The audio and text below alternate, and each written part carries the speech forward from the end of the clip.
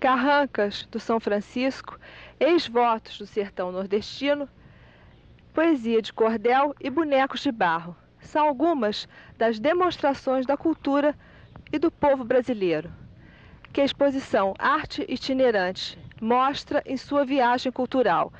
Lélia Coelho Frota é curadora dessa exposição e consultora técnica da Fundação Pro Memória. Tudo bem, Lélia? Tudo bem, Soraya?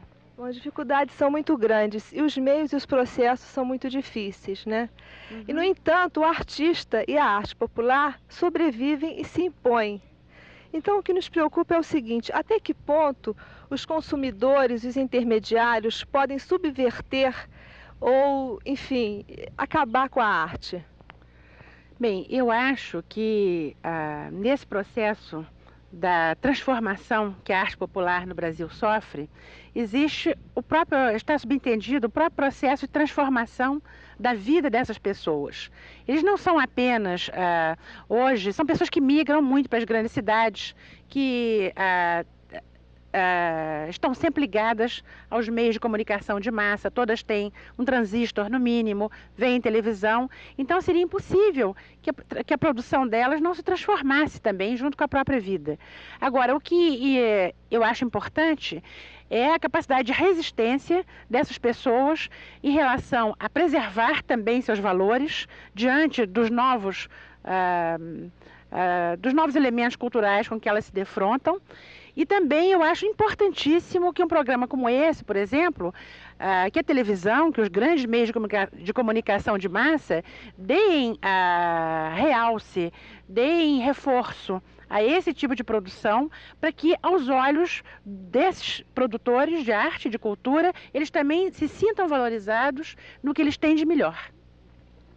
Bom, Lélia, vamos falar um pouco das cerâmicas do Vale do Jequitinhonha, que para alguns ela está descaracterizada pela forma de passar do utilitário para o adorno. Você acha que isso pode subverter? Não, eu não acho que isso envolve esse processo de mudança social. Essa passagem, essa tensão entre o rural e o urbano. Realmente uma série de artesãos que antes produziam uma louça utilitária para consumo regional, hoje procuram, não é, fazer uma produção que tenha como predominante a noção do estético, dos valores urbanos. Mas isso não quer, mas a própria vida dele está mudando com isso. Assim como o artista erudito também vende a sua produção, porque o artista popular não poderia fazê-lo? Ele também tem consciência da sua técnica, ele também tem fruição estética, ele também, quando quer, pode transformar o que faz.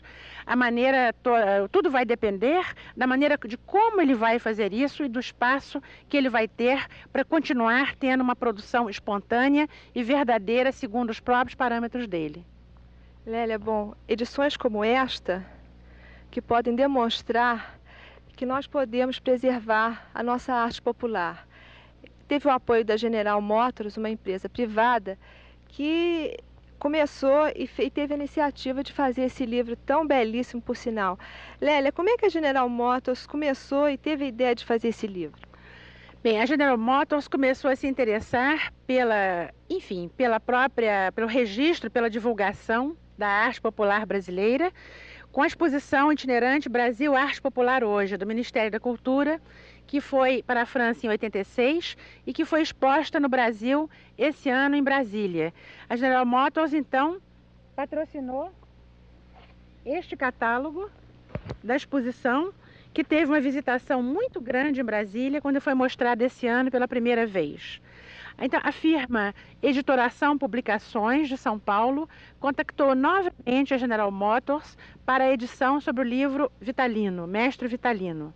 Encontrou muito boa receptividade e agora o livro vai ser lançado como brinde na época do Natal e também certamente será encaminhado para bibliotecas por todo o Brasil, o que é uma forma de colocar também essa obra e a obra do Mestre Vitalino ao alcance de um número maior de brasileiros. Lélia, então vamos falar um pouco sobre a vida e da obra do Mestre Vitalino. Como é que foram as transformações na vida dele quando ele passou lá para o Alto do Moro, quando ele se mudou para o Alto do Moro e conseguiu, enfim, influenciar toda uma comunidade para começar a fazer e começar a retratar, enfim, as realidades e a cultura do povo lá da região? Bem, na realidade, você está vendo aqui, essa é uma família voltando da roça. O mestre Vitalino é um pernambucano que nasceu no interior mesmo, rural, perto de Caruaru, que é a segunda grande cidade de Pernambuco. Ele se mudou para melhorar de vida, já adulto, para o Alto do Moura, que é uma vila bem perto de Caruaru. Ali ele deixou de fazer justamente a mudança do rural para o urbano a que me referi. Ele deixou de fazer apenas as loucinhas para brinquedo que vendia em feira, ou figuras isoladas também para brinquedo de criança, e passou a retratar o que ele tinha visto, vivido e que ele estava vendo. Então a gente vê aqui E ele ganhou então, nessa ocasião, expôs no Rio de Janeiro, em 1947, expôs em São Paulo, no Museu de Arte, em 1949, e a partir daí ele ganhou renome nacional. O poeta Joaquim Cardoso, pernambucano, apresentou essas exposições que foram feitas por iniciativa do artista Augusto Rodrigues. Então a gente vê que ele retratou justamente os dois mundos em que ele tinha experimentado, que ele tinha vivido. Desde esse rural que está representado pela família voltando da roça, até o dentista, a rádio PRA8 que a gente vai ver representadas, os rituais de passagem, nascimento, casamento e morte. A gente vai ver a capa do livro, justamente mostra o enterro na rede. Mas ele fez, dentro dessas grandes passagens rituais da vida do homem, que são o nascimento, o casamento e a morte, ele fez tanto o enterro rural na rede, como até o enterro em caminhão. Fez o enterro em carro de boi. Enfim, a gente vê com isso é que ele, em relação às próprias pessoas de Caruaru na época, quando ele começou, feito um artista erudito pode fazer, a retratar a vida cotidiana, que a população da cidade se reunia nas feiras de domingo para ver essa inovação que o mestre estava fazendo.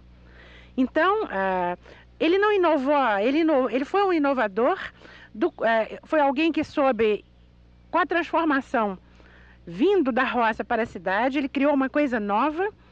Quer dizer que as artes populares não são estáveis, não podem ser imóveis. Elas sempre se transformaram segundo o seu próprio ritmo. Onde que a gente pode encontrar essa exposição do mestre Vitalino? A coleção Mestre Vitalino está aqui no Museu do Açude, que é esse Museu Castro Maia, da Fundação para a Memória, onde nós estamos agora, e no Museu do Homem do Nordeste. Existem nesses dois museus, principalmente, duas grandes e bonitas coleções do mestre Vitalino. O Museu do Homem do Nordeste fica no Recife, é da Fundação Joaquim Nabuco. E o Museu de Belas Artes também tem algumas peças, e há colecionadores particulares, como João Condé, certamente, que também possuem belas peças do mestre Vitalino. Muito obrigada, Lélia. Foi um prazer falar com você. Com você também, Soraya, e sobre o mestre. Boa noite. E com a iniciativa privada se interessando pelas artes plásticas e pela cultura popular brasileira, é que ainda podemos preservar nossas raízes.